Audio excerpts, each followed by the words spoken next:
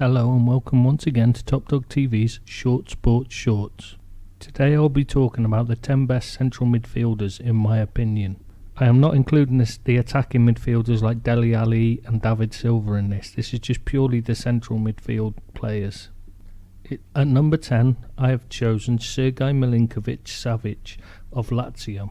Though just 22 and with plenty of potential to improve, the Serbian midfielder has attracted the attention of many of Europe's big clubs already. While he can and sometimes does play as an attacking midfielder, he is much better in the centre of midfield in my opinion. He has a defensive solidity that is much better off being used in a deeper role. One of his main attributes though is his aerial ability, which is excellent. It is going to be extremely difficult for Lazio to hold on to him much longer after there was plenty of interest in the summer window. Now on to number 9. This time it's Saul Niguez of Atletico Madrid. Saul had looked like one of those players that was never going to achieve his potential over the last couple of years, but it turned out he'd been struggling with a really bad kidney problem. It had looked like he'd got too big for his boots after bursting onto the scene at Atletico Madrid as his performance level dipped. Now we know that he's actually been playing with a serious health issue which risked his future health just to play football, and he was peeing blood after each training session and match. In fact, the lad had to have a catheter inserted just to play football. Like Savic, Saul is 22 and a great prospect for the future, but he's much more defensively minded than the Serb.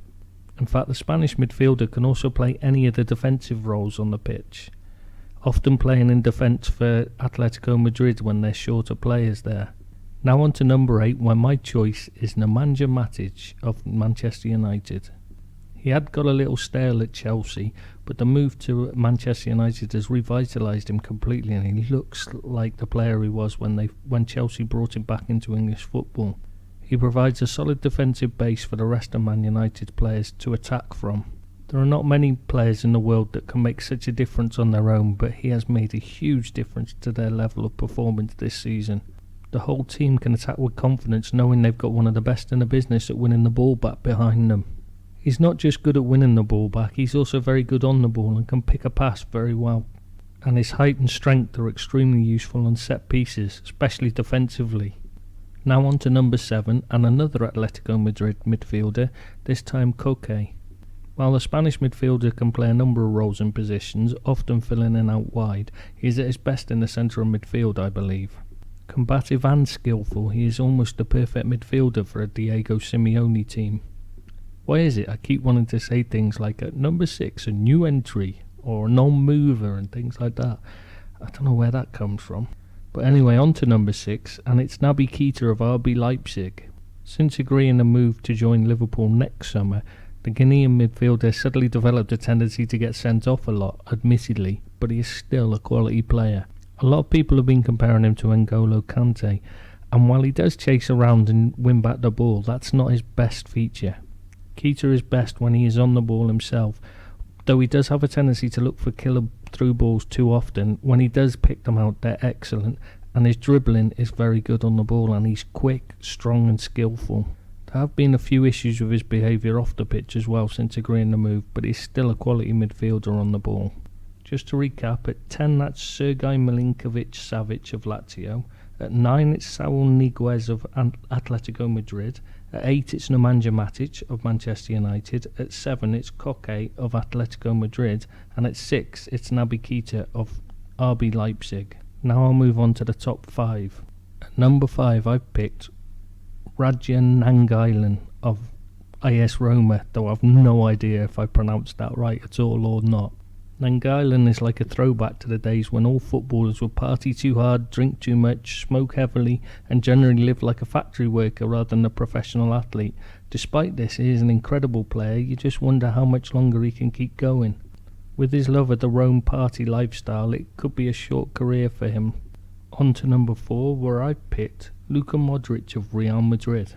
Physically, Luka Modric is nowhere near the level of the rest of the midfielders in this top 10. He's not a physically dominating kind of player, unlike most of the rest. While he does have a bit of bite about him, and he will get stuck in, he can be bullied by a strong midfielder against him.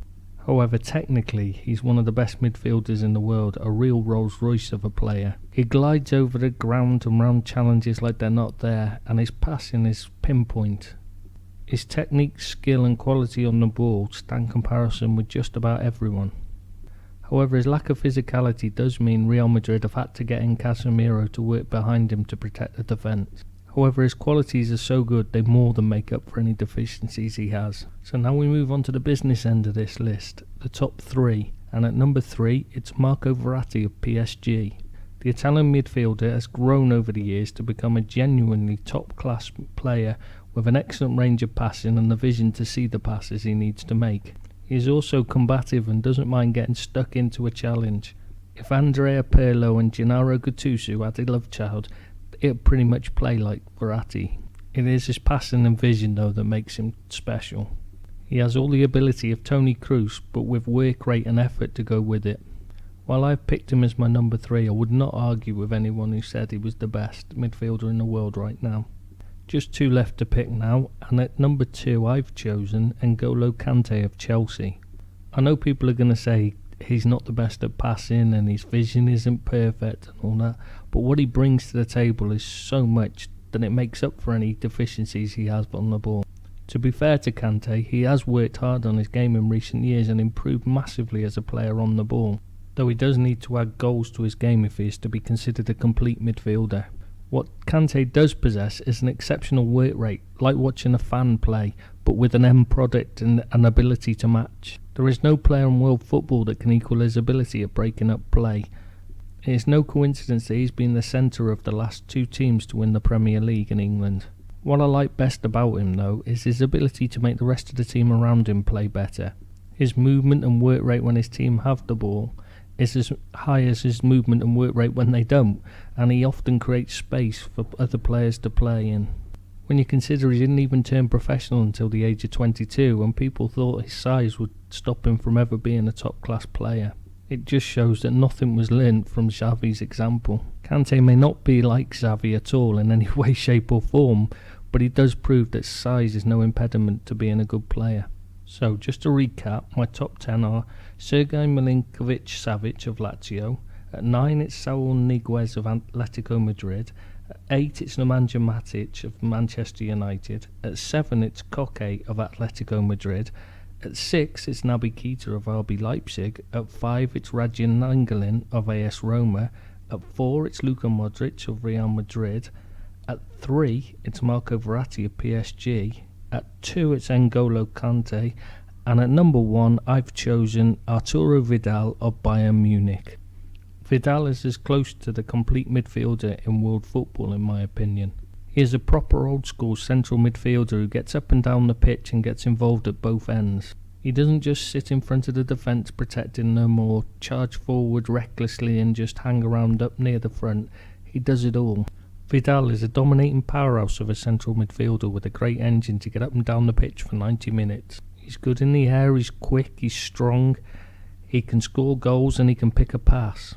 He can get back well to protect the defence, but unfortunately he does have a problem with reckless tackling, which leads to needless cards. He also has a problem with recurring knee injuries that could possibly cut short his career. However, in my opinion, he is still the best central midfielder in world football.